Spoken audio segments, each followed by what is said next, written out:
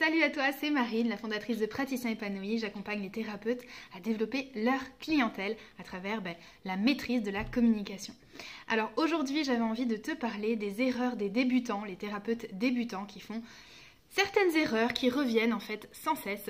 Et donc, on va faire un petit point par rapport à tout ça. Alors j'avais pris quelques petites notes là-dessus. Ok, top. Alors juste avant de commencer, si jamais tu souhaites développer ton activité cette année, je te laisse regarder juste en dessous de la vidéo, il y a un lien avec une formation offerte pour te permettre justement de développer ton activité.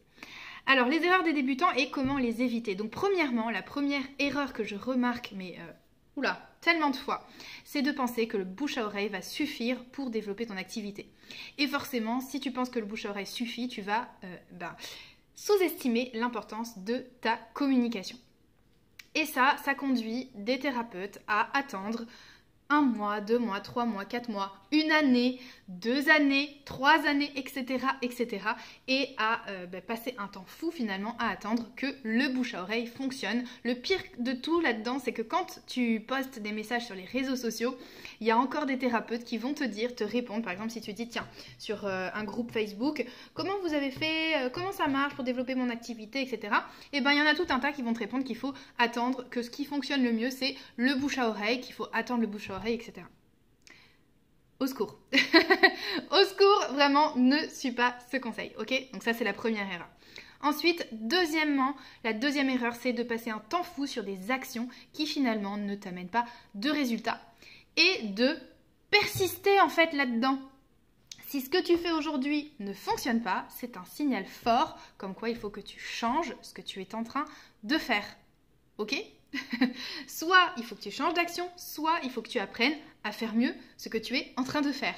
Ok, je vois par exemple beaucoup de thérapeutes qui s'obstinent à, on le sait tous, distribuer des flyers, distribuer des cartes de visite, aller dans des salons.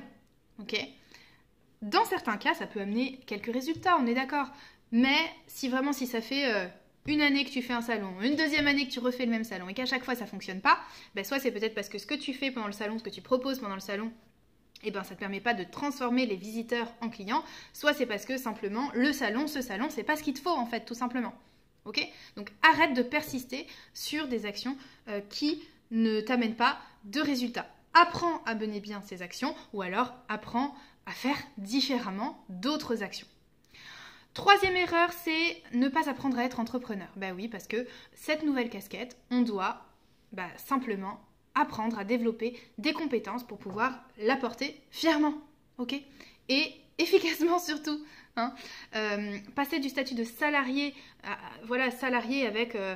il y a des avantages et des inconvénients à être salarié, on est d'accord. Mais si tu as fait cette reconversion, c'est aussi parce que ce statut-là ne te convenait plus. Ton métier d'avant ne te convenait plus, etc. Bon, maintenant tu décides d'être entrepreneur. Évidemment que c'est une autre façon de fonctionner, et évidemment qu'il va falloir apprendre à fonctionner comme ça. Comme tu as appris peut-être ton métier, en fait, quand tu étais salarié, tu as appris à être salarié, tu as appris et tu as développé des modes de fonctionnement de salarié. Maintenant, il va falloir développer des modes de fonctionnement d'entrepreneur. Et qui dit entrepreneur dit que c'est toi qui es en charge d'aller chercher des clients. C'est ton rôle, et il n'y a personne d'autre que toi qui va le faire à ta place, en fait. D'accord ? Donc, il faut que cette compétence, tu la maîtrises. C'est hyper important. Quand tu es salarié, c'est ton boss, l'entrepreneur qui a mis en place des choses pour que les clients viennent et que tu puisses, toi, faire ton activité de salarié et contribuer à la réussite de l'entreprise. Mais maintenant, vu que ton boss, il n'est plus là, c'est toi le boss. Donc, il faut que tu l'apportes, cette casquette-là. Ok ? Et donc, ça prend, c'est des compétences à développer. Donc, il faut, à un moment donné, que tu te décides à les développer, ces compétences. Quatrième erreur, et je m'arrêterai là on rentre plus dans vraiment la communication, c'est le fait de vouloir plaire à tout le monde. Ok, par exemple, je suis thérapeute et moi, j'accompagne tout le monde. Ok, alors, je vais faire très simple par rapport à ça. On en parle peut-être un peu plus dans le détail. Regarde la formation en dessous, etc. Mais vouloir plaire à tout le monde, comme on le dit souvent, c'est un peu comme ne pouvoir plaire à personne. Ok, les personnes que tu accompagnes, ce sont des personnes qui ont des problèmes spécifiques. Si toi, tu leur parles en leur disant je suis, je sais pas moi, par exemple, naturopathe, réflexologue, peu importe, peu importe, tu vas pas t'adresser à ces personnes-là spécifiquement. Ok ? il va falloir à un moment donné que tu apprennes à parler vraiment au cœur des personnes, Et quand on touche une personne au cœur, c'est en adoptant aussi, en s'alignant avec cette personne, en adoptant aussi son mode de communication, en étant comme un miroir finalement de ce que cette personne peut vivre à l'instant T. Ok ? Voilà pour les 4 grandes erreurs de débutants. J'espère que ça va t'aider. Dis-moi dans les commentaires s'il y a certaines de ces erreurs que tu fais. Et puis, si tu veux en parler, n'hésite pas à prendre rendez-vous. Ce que je te propose, c'est de regarder tu regardes la vidéo et après, tu auras une proposition pour prendre rendez-vous.